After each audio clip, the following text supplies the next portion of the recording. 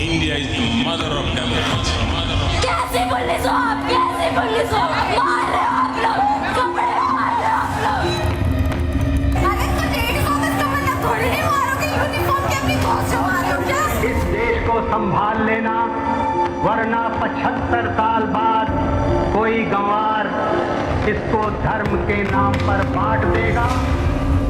20 जुलाई सुबह के 4:40 जंतर मंतर पर प्रोटेस्ट कर रहे कुछ लोग आसपास का माहौल देखने के लिए निकलते हैं कि तभी पास के एक रास्ते पर उन्हें अचानक से एक टूटी फूटी वैन खड़ी हुई दिखती है। ये वैन पहले यहाँ नहीं थी, मानो ऐसा लगा कि इसे जानबूझकर इस हालत में यहाँ खड़ा किया गया। दूसरी तरफ जंतर मंतर के एकदम बाहर अचानक से कुछ लोगों को पत्थरों से भरे हुए ट्रक्स खड़े हुए मिलते हैं। भाई ये जो गाड़ी देख रहे हैं आप, इसमें पत्थर आए हुए हैं, ईंटें आई हुई हैं। ये सब रात के अंधेरे में अचानक से हो रहा था। इस पॉइंट तक इस प्रोटेस्ट को शुरू हुए 20 दिन से ज्यादा हो चुके थे और सब कुछ 100% नॉन वायलेंट और पीसफुल रहा था। लेकिन अब पास के ही संसद मार्ग के पास एक टूटे शीशों वाली पिचकी हुई गाड़ी भी खड़ी हुई दिखती है। अजीब बात यह थी कि इस इलाके में कोई गाड़ियां अलाउड नहीं थी और पुलिस ने इस सड़क को चारों तरफ से बंद भी किया हुआ था, यानी पुलिस की परमिशन के बिना यहाँ पर अचानक से ऐसी गाड़ियां आ जाना पॉसिबल नहीं था। समझदार लोग इसी पॉइंट पर समझ गए थे कि आगे क्या होने वाला था। इस गाड़ी पर कुछ प्रोटेस्टर्स ने एक नोट लिखकर छोड़ दिया। इस पर लिखा था, ये प्रशासन द्वारा आंदोलन को बदनाम करने के लिए प्लान किया गया। इसी रात को दोस्तों दिल्ली पुलिस जंतर मंतर से सारे मेटल डिटेक्टर्स और सारे सिक्योरिटी चेक्स हटा देती है। ये देखिए, दिल्ली पुलिस ने सारी चेकिंग बंद कर दी है।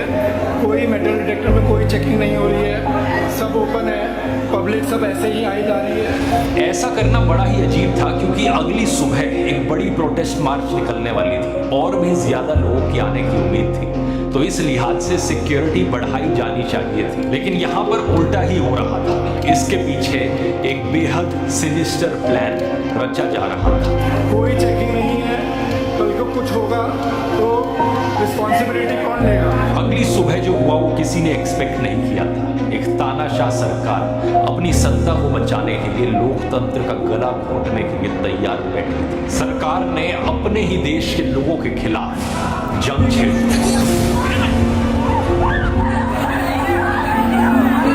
अच्छा अंदर अभी और मारेंगे, ऐसा धमकी दे रहे हैं। Democracy is one of our sacred and shared values.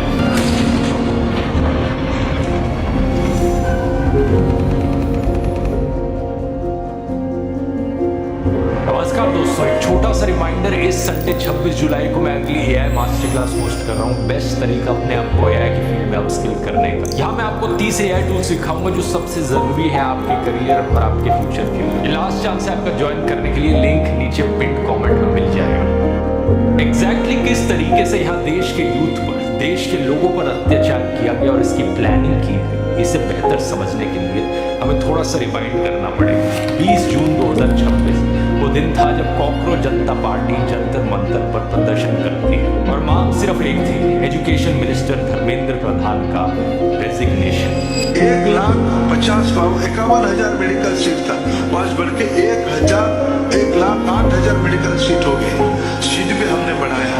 कोई भी आप जरूरत ना करे इस भारत में बच्चों के भविष्य के साथ खेले, या नीट अखबार को लीक करने की ताकत रखे, या नीट अखबार को लीक करने की ताकत रखे।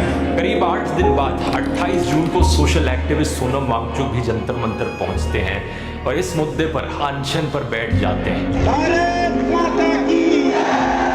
यह अनशन शांतिपूर्ण तरीके से चलता है, पुलिस को भी इससे कोई आपत्ति नहीं होती। इनफैक्ट कई सारे ऐसे वीडियोस सामने आते हैं जहां पर प्रोटेस्टर्स और पुलिस के बीच में इंटरैक्शंस बड़े फ्रेंडली तरीके से हो रहे हैं, लेकिन सरकार की तरफ से इसे पूरी तरीके से इग्नोर किया जाता है। अनशन के पहले 17 दिनों में सोनम का वजन लगभग 8 किलो से गिर जाता है। धीरे धीरे सोशल मीडिया के माध्यम से सोनम वांगचुक की तस्वीरें और वीडियो सोशल मीडिया पर वायरल होने लगते हैं। कमजोर हालत में देखकर लोगों का दिल दहल जाता है। जाता है। इनके समर्थन में देश भर में आवाजें उठने लगती हैं और यहीं पर आता है सबसे बड़ा टर्निंग पॉइंट इस प्रोटेस्ट का। 17 जुलाई 2026 होम मिनिस्टर अमित शाह अचानक से दिल्ली पुलिस कमिश्नर सतीश गोलचा को उनकी पोस्ट से हटा देते हैं। ये बड़ा सरप्राइजिंग था क्योंकि कुछ ही महीनों बाद अप्रैल 2027 में वो वैसे ही रिटायर होने वाले थे, लेकिन यहाँ पर उन्हें इमीडिएटली हटा दिया जाता है। आखिर क्यों?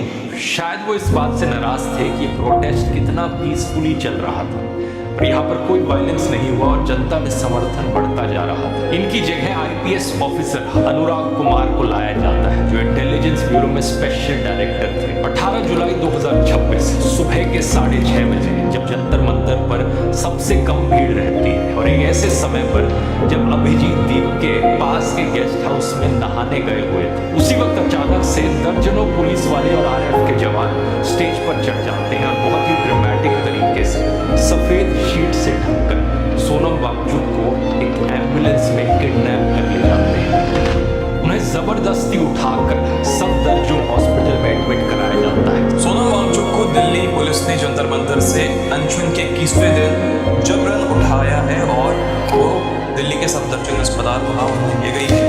सवाल ये कि क्या पिछले दिल्ली पुलिस के कमिश्नर सतीश गोलचा को इसलिए हटाया गया क्योंकि उन्होंने ये करने से मना कर दिया? शायद यहाँ पर सरकार को उम्मीद थी कि अगर मूवमेंट का चेहरा हट जाएगा तो प्रोटेस्टर्स की हिम्मत टूट जाएगी। अब हिम्मत टूटी या नहीं ये तो 20 जुलाई को पता चलना था, लेकिन उससे पहले 19 जुलाई की रात को दिल्ली में ढेर सारे इंतजाम किए जाते हैं। शाम को 7 बजे डीसीपी न्यू दिल्ली के ट्विटर अकाउंट से ट्वीट आता है, दिल्ली पुलिस बीएनएसएस का सेक्शन 163 लगा देती है, जिसके हिसाब से 5 से ज्यादा लोग एक जगह इकट्ठे नहीं हो सकते थे। अपने धमकी भरे अंदाज में लोगों से अपील करती है पुलिस कि वो ऐसे किसी भी मार्च का हिस्सा ना बने। इस रात स्टूडेंट्स को रोकने के लिए 10-10 फीट ऊंचे बैरिकेड्स लगाए जाते हैं। पहले तो 3 लेयर की बैरिकेडिंग थी ही, जब उससे भी काम नहीं चला तो बाद में इन बैरिकेड्स को वेल्ड करके जोड़ दिया गया। इसके अलावा सरकार ने इस पूरे एरिया में जगह जगह कम्युनिकेशन जैमर्स लगा दिए ताकि लोग आपस में बात ना कर पाए। सेंट्रल दिल्ली की 150 साइट्स पर इंटरनेट भी बंद करवा दिया गया ताकि अंदर से कोई वीडियो, कोई तस्वीर बाहर ना जा सके। चारों तरफ से प्लानिंग सेट थी इस मूवमेंट को पूरी तरीके से कुचलने की। बारिश हुई लेकिन भीड़ कम नहीं हुई। हजारों की तादाद में स्टूडेंट्स मेट्रो से भी आने लगे। सुबह के 9 बजे के करीब दिल्ली मेट्रो की अनाउंसमेंट आती है। सिक्योरिटी रीजंस की वजह से 5 मेट्रो स्टेशंस बंद कर दिए जाते हैं। जनपथ, राजीव चौक, पटेल चौक, सेंट्रल सेक्रेटेरिएट और सेवा तीर्थ, ये 5 स्टेशंस मार्च के रूट पर पड़ते थे। यानी जिस वक्त लोगों को जंतर मंतर पहुंचना था, ठीक उसी वक्त वहां पहुंचने के सारे रास्ते बंद कर दिए गए थे। भारी भीड़ अंदर जमा हो गई। लोगों ने मेट्रो स्टेशंस के अंदर ही नारे लगाने शुरू कर दिए।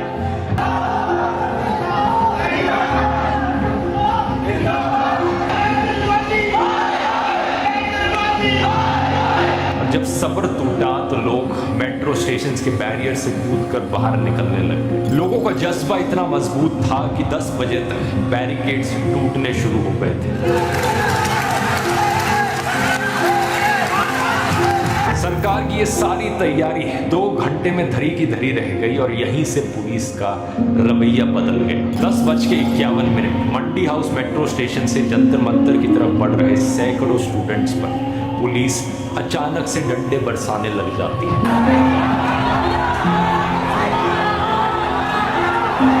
ये लोग मार्च में शामिल होने आए थे, लेकिन प्रोटेस्ट साइट पर पहुंचने से पहले ही इनको बेवजह पीट दिया जाता है। 11:05 सफदरजंग हॉस्पिटल में सोनम वांगचुक हॉस्पिटल के डायरेक्टर को चिट्ठी लिखते हैं। कहते हैं, मैं बताना चाहता हूं कि आज मैं बिल्कुल ठीक महसूस कर रहा हूं और मुझे हॉस्पिटल से जाने दिया जाए ताकि मैं मार्च में शामिल हो सकूं। लेकिन उन्हें इसकी इजाजत नहीं दी जाती। इस वक्त तक लोगों की भीड़ लाखों में पहुंच चुकी थी। लोग पार्लियामेंट की तरफ मार्च करने निकलते हैं। जवाब में पुलिस पार्लियामेंट स्ट्रीट पर कम से कम 25 आंसू गैस के गोले दागती है। ये प्रोटेस्टर्स हैं और आग में गोले लगातार छोड़े जा रहे हैं। और यहाँ पर कई सारे वीडियोस में आप देख सकते हो कि पुलिस सिर्फ लोगों को रोकने के लिए नहीं है, बल्कि खड़े हुए बेगुनाह लोगों पर भी आंसू गैस फेंकी गई। ये वाला वीडियो देखो, आराम से बैठे हुए स्टूडेंट्स पर भी टीयर गैस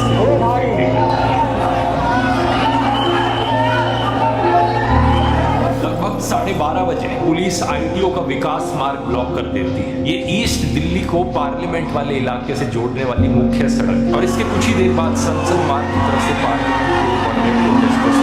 पुलिस स्टेशन के बाहर रोका जाता है।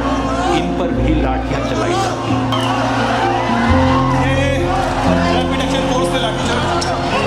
यूट्यूबर श्याम मीरा सिंह भी यहाँ इस पॉइंट पर भीड़ में मौजूद थे और इन्होंने वीडियो पर रिकॉर्ड किया कि किस तरीके से लोगों को बेरहमी से मारा गया। आंसू गैस के गोले डाले जा रहे हैं और लाठी चार्ज की जा रही है।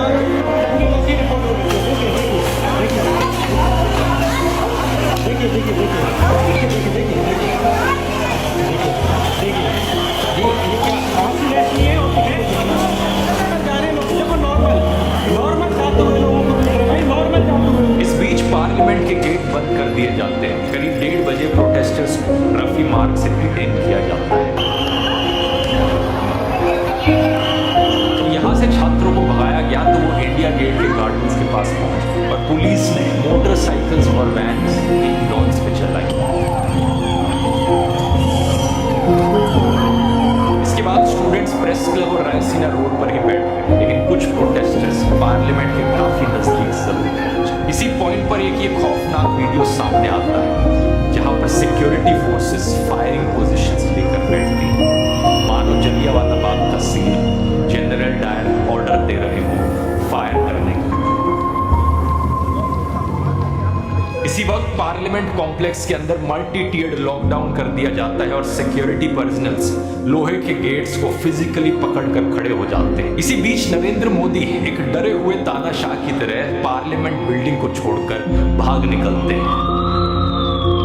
पुलिस ने जब लोगों को जंतर मंतर की तरफ आने से रोका तो कनॉट प्लेस और जनपथ में भी हजारों लोग इकट्ठे हुए। कनॉट प्लेस के सेंट्रल पार्क को स्टूडेंट्स ने डेमोक्रेसी पॉइंट घोषित कर दिया और यहाँ से हिलने से इनकार कर दिया। यहाँ मौजूद थे यूट्यूबर सार्थक गोस्वामी, जिनको एक स्टूडेंट ने बताया कि इसी इलाके में पुलिस वालों ने लाठी चार्ज किया और प्रोटेस्टर्स और स्टूडेंट्स पर पत्थरबाजी कर दी। तो इन्होंने लाठी चार्ज और पत्थर चार्ज कर दिए और वो किसने? पुलिस वालों ने। और जो पुलिस वाले थे उन पर बैच नहीं था नंबर प्लेट का। इसका एक बड़ा क्लियर वीडियो इस सामने आया है जहां पर आप क्लियरली देख सकते हो कि पुलिस वाले स्टूडेंट्स पर पत्थर फेंक रहे हैं। पुलिस के द्वारा किए गए इस वायलेंस के ढेर सारे वीडियोस मौजूद हैं। ऐसे वीडियोस जिनमें महिलाओं को बेरहमी से मारा जा रहा है, निहत्थे लोगों को बुरी तरीके से पीटा गया। यहाँ तक पुलिस ने लोगों की मदद करने आ रहे डॉक्टर्स तक को भी नहीं छोड़ा।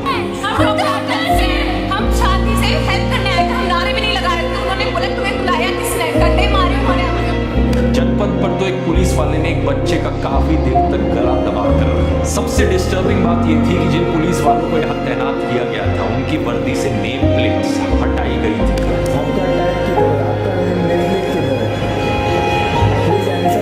इवन सरकारी दंगा नियंत्रण वाहनों की नंबर प्लेट छिपाई गई थी और जो पुलिस वाले बेरहमी से स्टूडेंट्स को मार रहे थे उन्होंने रुमाल से अपना चेहरा छुपाया हुआ, बिल्कुल आतंकवादियों की तरह बिहेव कर रहे थे। इसके अलावा हमें यह भी देखने को मिला कि कैसे कुछ लोग साधारण कपड़ों में आए पुलिस वालों के साथ घूम रहे थे और पुलिस वालों की तरफ से मार पिटाई कर रहे थे। जब यूट्यूबर संदीश भाटिया ने इसके बारे में पुलिस से सवाल किया तो वहां उनको भी धक्का देकर पुलिस आगे बढ़ी। आपके बंदे सिविल क्लोथिंग में क्यों हैं? आपकी नेम प्लेट क्यों नहीं है?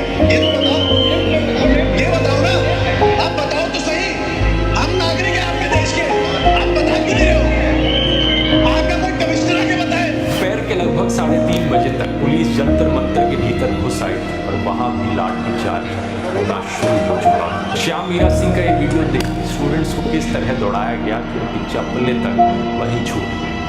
दिल्ली पुलिस ने उस स्टेज तक को डिसमेंटल कर दिया जहां सोनम वांगचुक ने 3 हफ्तों तक अनशन किया था। जो जर्नलिस्ट, ग्राउंड रिपोर्टर्स और यूट्यूबर्स यहां मौजूद थे उन पर भी हिंसा करने लगी थी। यूट्यूबर सार्थक गोस्वामी को भी एक सिविल ड्रेस में घूम रहे आदमी ने धक्का दिया और लाठी से मारा। वो जो था ना गद्दी पकड़ के ऐसे करके फेंका है भी मुझे, ना नेम टैग है तुंदलू सी आई हुई है उसकी, हाथ में लठ है, साथ में बैठे हुए हैं तो चिल्ला लेंगे। गुंडों को बुला के पिटवाए अपनी जनता को।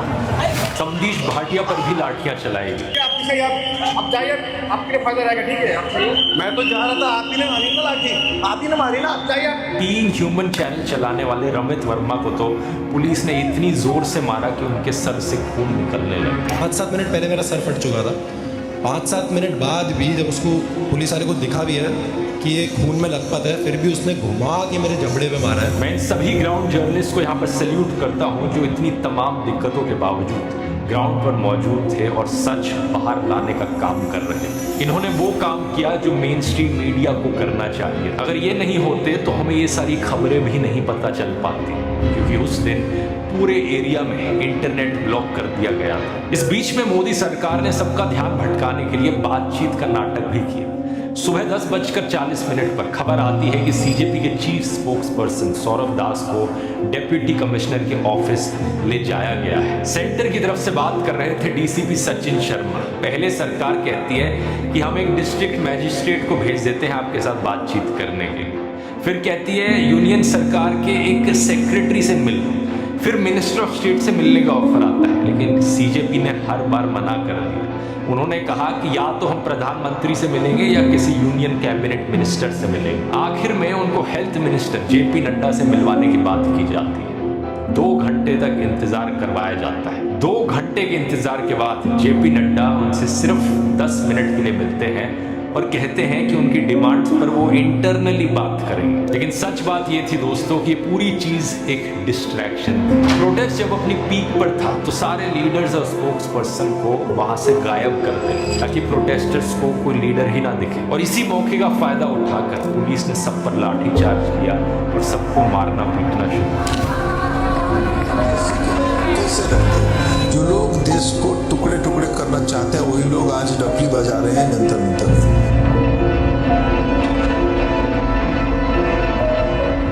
लेकिन सच बात यह है दोस्तों कि सरकार ने जितना दबाने की कोशिश करी उतनी ही लोगों की आवाज उभर कर रही। हमें वो रेवोल्यूशनरी स्पिरिट देखने को मिली जो शायद आजादी के वक्त फ्रीडम फाइटर्स में देखने को मिलती थी। अब ये प्रोटेस्ट सिर्फ दिल्ली तक सीमित नहीं रहे, ये देश के कोने कोने तक पहुंच गए। लखनऊ यूनिवर्सिटी के स्टूडेंट्स ने भी इसी मुद्दे पर प्रोटेस्ट किया। उनको यूपी पुलिस ने हिरासत में लिया। इलाहाबाद के स्टूडेंट्स ने भी एक मार्च निकाला। अहमदाबाद में भी प्रोटेस्ट हुए और वहां भी स्टूडेंट्स को डिटेन किया।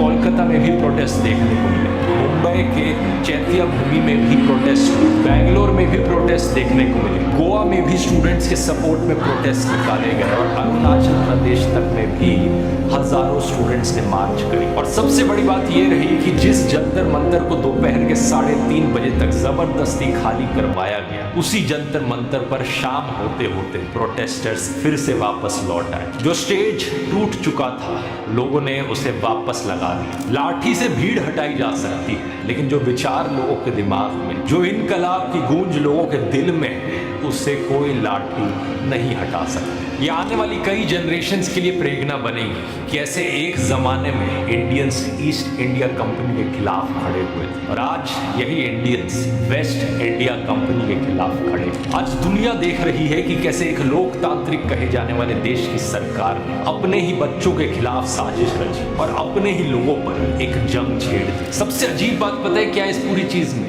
कि बच्चों की तरफ से सिर्फ एक डिमांड थी कि एग्जाम्स की चोरी ना हो, एक बेहतर एजुकेशन मिनिस्टर को बिठाया जाए। हम लोगों ने क्या मांगा? सिर्फ एक धर्मेंद्र प्रधान से इस्तीफा ही तो मांगा है। सिर्फ इसी चीज के लिए उन पर आंसू गैस छोड़ी गई। मैं इस प्रधानमंत्री से सिर्फ इतना कहना चाहूंगा, shame on you Narendra Modi. जो सरकार बच्चों को लाठियां मार रही है उसका जाना तय हो गया, बस समय की बात है। मैं इस सरकार से कहना चाहूंगा, ज्यादा तानाशाही मत दिखाओ, लोगों की लिमिट टेस्ट मत करो कि किस हद तक लोग ये वायलेंस बर्दाश्त कर सकते हैं, क्योंकि अंत किसी भी वायलेंस का सही नहीं होगा किसी भी साइड के लिए। इतिहास में जो जो तानाशाह अपने आप को ज्यादा बड़ा समझ रहे थे उतना ही खौफनाक उनका अंत हुआ था।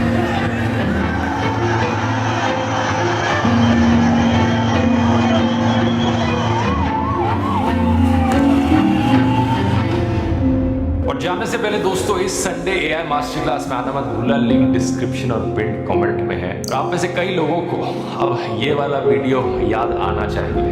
2 साल पहले मैंने तानाशाही एक्सपोज करी थी सरकार की, आज उसका नतीजा सब देख सकते हैं। यहाँ क्लिक करके देखोगे कैसे 2 साल पहले ही हालत बद से बदतर बननी शुरू हो गई। कहानियां खत्म हो सकती हैं, लेकिन सच के पीछे छुपे राज कभी नहीं फर्दीन। अगला केस जल्द ही खुलेगा, तब तक होशियार रहिए।